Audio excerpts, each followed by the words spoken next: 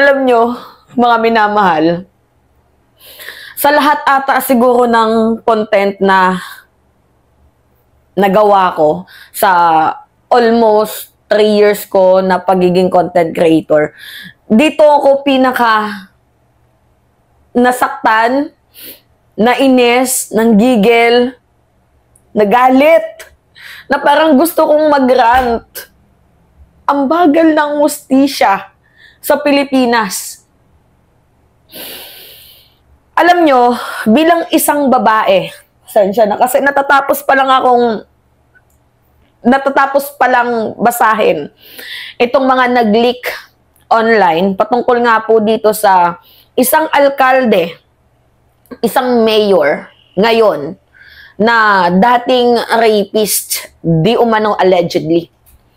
Tapos, tingnan nyo, parang wala lang sa kanya yung rape case na ginawa nila noon. Parang natakasan niya yung panggagahasa kahit meron ng patunay na nagpa-hymen test itong babaeng to na merong similya talaga sa loob ng kanyang ari dahil sa ginawang pangahalay nitong alkalde na to ngayon na matagal na itong rape case na to, mga minamahal. Pero parang nung nakita ko kasi, parang ang fresh tingnan ng kasong to, like, yung kanyang mga magulang crying for the justice, pero hindi na ibigay sa kanila. So, hindi to pag-uungkat para sirain itong alkalde na to. And mamaya, babanggitin natin kung sino yan. Ito lamang po ay paalala sa mga taga-Caloocan na bilang mga kababaihan, payag ba kayo na yung tumatakbong alkalde or yung binoboto nyong alkalde dyan ay may kasong rape, pangahalay.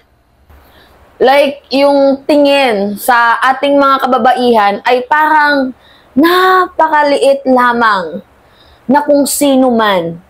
Sobrang liit lang ang tingin sa ating mga kababaihan. Payag kayo nun, mga minamahal? Na parang ang tingin ay parausan lang, pwedeng mabili ang pagkatao, sobrang liit. Kaya, tatanungin ko kayo, payag ba kayo na yung ibinoboto nyong kandidato bukod sa may issue ng droga di umano allegedly, ay mayroon pang kasong rape? Okay, mayroon maghahanap, nasan ba yung patunay mo? Simulan natin yung kwento. Binasa ko tong article na to, mga minamahal. Character. Sa police files. Yan. Nabasa ko siya, medyo slightly intriga. Diba? Pang showbiz. Na may 2 minor na naabutan ng curfew. Binuod ko na lang yung story, May 2 minor, inabutan ng curfew. Tapos nandun si Along malapitan, di umano, at yung kanyang di umano, ang nanghagahasa sa 2 minor na to. Pero sabi ko, slightly parang intriga. Parang ayoko ng ganun. Diba? Not until nung nakita ko itong mga dokumentong ito na nagpapatunay na totoo nangyari yung kaso. Nangyari yung pangahalay, panggagahasa sa mga minor de edad na hinuli nila nung curfew. Kaya nga, naiyak ako kasi katatapos ko palang makita yung mga files. Bigla akong, grabe, nanlumo. Kasi bilang isang babae, sobrang sakit nito para sa akin na hindi sila nagkaroon ng hustisya. Iba talaga yung nagagawa ng pera. So ngayon, ito. Nakikita nyo naman yun, Caloocan City Social Welfare Development, April 26, 2008. So sabi dito, may we respectfully request for police security on April 28, 2008, we will be assisting 2 minors presently under custody of Marilac Hills for the purpose of filing of the case in Caloocan City. So, yung office in charge dyan, mga minamahal, ay si Jimmy F. Castro. May dalawang minor, ha? Isa-isahin natin yung story. May dalawang minor na nagreklamo. Nag-file ng kaso. Ngayon, sumunod na eksena, o makikita naman ninyo, yan yung mga nagreklamo. Si Jeneline Diaz, yan, 'di ba? Pati yung kanyang inaata to, I think, na si Maribel Salud Garcia. Yan yung mga nagreklamo. Isa-isahin natin mga minamahal, para nakikita ninyo. Nandyan pa nga yung name ni Barangay Chairman Del Gonzalo Malapitan, or kilala bilang Along. Diba? So, ang kaso, mga minamahal, is RA 8353, Anti-Rape Law, and Acts of Lasciviousness, and Real to RA 7610. Alright. So, ngayon, mga minamahal, ito. Makikita nyo, mayroong sulat. Si Mary G. Diaz. May 22, 2008. So, post to read nyo na lang, mga minamahal, kasi hindi naman yan yung intact ng ating pag-uusapan. Post to read nyo na lang. Post to read. I-post nyo na lang, sumunod na tayo na eksena, eto na. Merong patunay na siya ay nagpa-semen test. I think hymen, kasi yan naman nakalagay doon sa findings. Hymen. Sino yung yung nagpa-test? Si Jeneline Diaz Garcia, 14 years old female. Anong taon nito, mga minamahal? Hindi naman nakalagay yung tanong, pero nandyan po yung case. Merong case number, yan RO8966. Diba? Tapos, ang nakalagay dyan is hymen.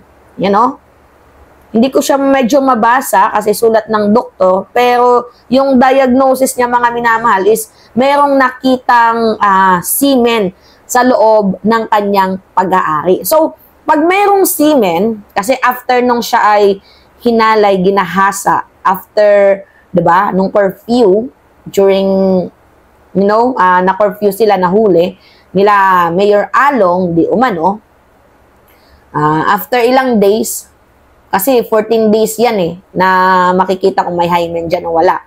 So ngayon, 14 days, nandoon merong nakita na hymen sa loob ng kanyang ari. So ngayon, ito yung affidavit of parental consent. Ngayon, basahin natin dito I, Marites Garcia, of legal age, Filipino, and presently residing at 13D Pangasinan, Bagong Barrio, Caloocan, after having been duly to sworn to in accordance with the law, hereby depose and state. So, number 1, sabi dyan, that I am the parent of Maribel Garcia Suliput, 16 years old, and she was born December 30. Okay, yung binanggit natin kanina pangalan na Maribel, kala ko nanay niya. Yung pala yung isa din pala na na-rape. Yung na-rape. Dalawa sila. Si Jeneline at itong si Maribel. So, 16 years old, and she was born on December 3, 1992, in the city of Caloocan. So, that sometime on April 12, 2008, in Caloocan City, my daughter Maribel Salipot and my niece Jeneline Garcia Diaz was raped by certain alias Mayor or Tukong together with his companion Barangay Chairman Along Malapitan. So, during this time, allegedly, itong si Tukong Garcia, yung mayor noon, at itong barangay chairman na si Along Malapitan ay nang-rape ng dalawang minor de edad. Diba? Minor de edad na babae. So, basahin natin number 3. That because of we went to the nearest police station woman desk to file complaint against the two culprit. So, nag-file sila ng kaso, which is ito na nga yung sinasabi ko kasi bakit hindi nakulong si yung taong inakusahan dito. Rape yung kaso dito, ba't hindi nakulong? Diba? So, kaya nga sabi ko sa inyo, ang hirap ng batas sa Pilipinas. So, that the Department of Social Welfare and Development, DSWD, Caloocan City, took care and custody over the children, but to avoid any political color, they decided to turn over the children, Jeneline and Maribel, to DSWD, Marilac, and Alabang, Muntinlupa. Ngayon, ang problema kasi dito, mga minamahal, panuusad ang kaso is sila yung nakaupo. na alkalde. 'Di ba? So, well, kung sabagay, paano nga naman uusad yung kaso, mga minamahal? Sila yung nakaupo. Pwede nilang brasuhin yung kaso. 'Di ba? Pwede nilang ipabalik-balik yung mga nag-file ng case na yan. Pwedeng ganon. Kaya nga tingnan nyo, no wonder bakit malaya pa ngayon si Along, 'di ba? So ngayon, allegedly. So, that by virtue of this instrument, I am giving our consent to put my daughter Maribel Garcia Suliput under the protective care and custody by DSWD Marilac Hills located in Alabang, Muntinlupa. So, that I am executing to this affidavit to at least the truth of the foregoing facts and for whatever legal purpose that this document may serve. Yan, may perma mga minamahal. So, ito patunay, birth certificate mga minamahal ni Jeneline na siya po ay minor de edad nung siya ay hinalay, allegedly, ni Tukong, ni Mayor Tukong at ni Mayor Along Malapitan. Yan na, patunay. Pinanganak siya March 23, 1994. Kailan siya ginahasa? Noong April ata, I think. So ngayon, ito naman, yung affidavit of parental consent ni Marites Garcia. Yan, post to read yun na lang mga minamahal. At ito, si Along Malapitan, makikita naman ninyo mga minamahal, diba? Ang height pala nito, ano lang, maliit lang pala, no? 28 siya during that time. Ito pa. Yan. Ito pa mga minamahal, kulang pa yan. Diba? Danilo Bautista, ito pa. Yan. Yan. Mga involved. So ngayon, basahin natin ang sinumpaang salaysay. Kami, Jeneline Garcia Diaz, 14 years old na taong gulang, at si Maribel Garcia Salipot na 16 na taong gulang, parehong dalaga, parehong Pilipino, dating nakatira sa Pangasinan Street, Bagong Barrio, Caloocan, at ngayon ay kasalukuyang nasa pangangalaga ng DSWD matapos makapanumpa ng naayon sa batas ay malaya at kusang loob na nagsasalaysay na. So, ito ay karagdagang salaysay sa reklamo na aming sinampa sa kagalang-galang na pampublikong pag-uusig laban kay Chairman Along Malapitan at kay Mayor Tokong sa salang rape. Malinaw.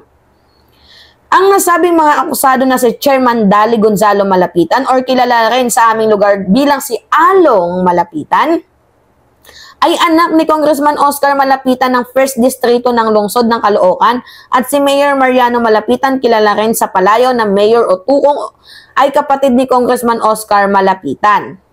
So magtsuhin pala. So ang mga nasabing akusado ay kilala sa aming lugar hindi lang dahil sila ay may katungkulan sa aming barangay, ay dahil na sila ay magkakabag-anak ni Congressman Oscar Malapitan. Noong kami ay hinuli ng barangay tanod ni Chairman Dali Malapitan, dinala kami sa barangay hall ng barangay 137, ay nagpakilala sa amin sila sa amin at sapilitan ipinagawa sa amin ang kung ano-anong kabastusan at kahayupan. Ngunit wala kaming nagawa dahil kasalukuyan kaming tinatakot nila na kami ay ipapakulong. Nahuli sila because of curfew. Yun na nga yung kwento doon sa police files na gusto kong kailangan meron tayong verified information. Diba? Verified information mga minamahal na totoo ba? Meron bang FNL? Kasi mahirap kasi magbasa lang ng article na parang chismis lang yung atake. Kaso ito merong papers Ngayon, number 5 na tayo Ang ginawang pangahalay sa amin ni na Chairman Dali Gonzalo Malapitan at Mariano Malapitan ay sumira sa aming kinabukasan. Baboy, no? Kakainis. Hindi na kami makapag-aral ngayon.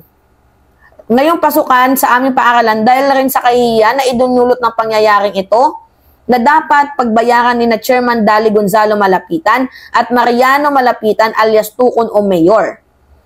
Lahat ng taong sa aming lugar ay alam ay ginahasa ng nasabing mga akusado kung kaya't wala kaming muka at kapayapaan sa isip kung lalabas ng aming tahanan kahit matapos ang kaso na ito. Rape to mga minamahal, hindi to basta-bastang kaso. 'Di ba? Kahit sino. Inosente ka, niyurak yung pagkababae mo. 'Di ba? Tapos kumalat pa. sa inyong baryo. Hindi kami mapalagay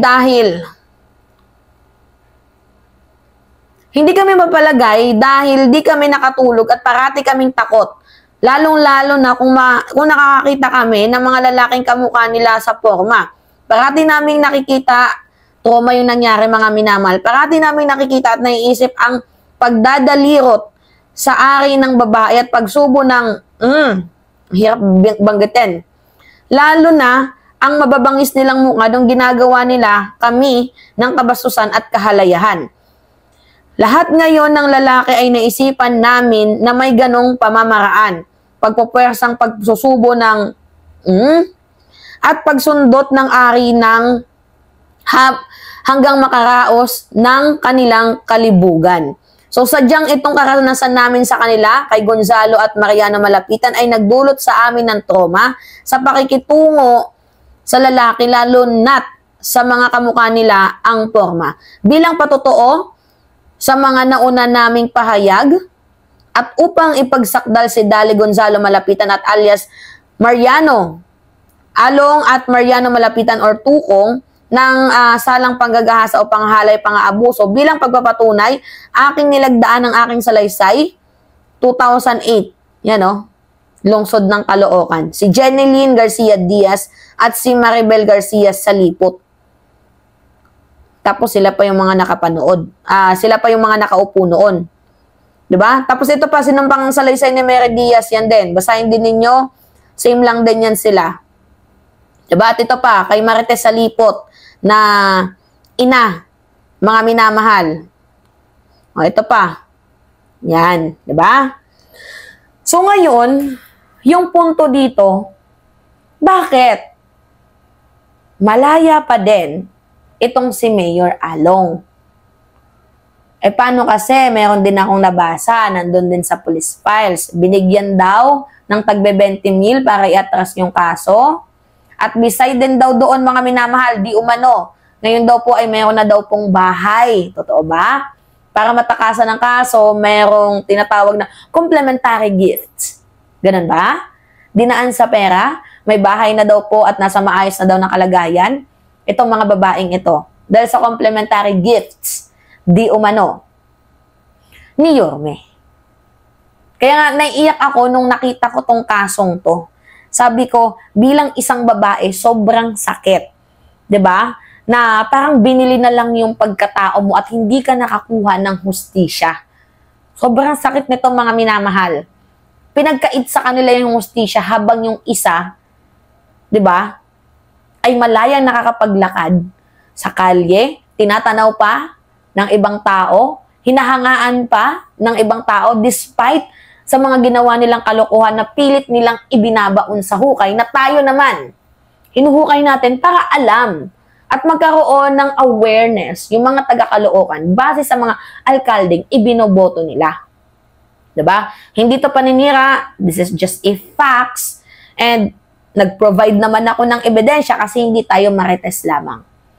Kaya sa mga kababaihan dyan out there, paglaban natin, yung pagkababae natin, tapusin natin yung ganitong klaseng madugong sistema, di ba, yung mga bayaran issues na yan, tayo ang maging guide, tayo ang magmulat sa kanila. Kaya, ang hinihiling ko lang sa inyo, gumising na yung mga kababaihan dyan sa Caloocan, iboto nyo yung tama. Iboto nyo yung merong prinsipyo, walang kaso, di ba, na panggagahasa, yung hindi nang yuyura sa pagkatao ng isang tao, mapababae man yan or mapalalaki. So anyway, mga minamahal, yun po. Anyway, Alicia nyo, nagbabalik ulit para sa ating panibagong video. Pasensya na, nag-rant ako. Babae lang talaga, nasasaktan din ako. Ingat mga kababayan.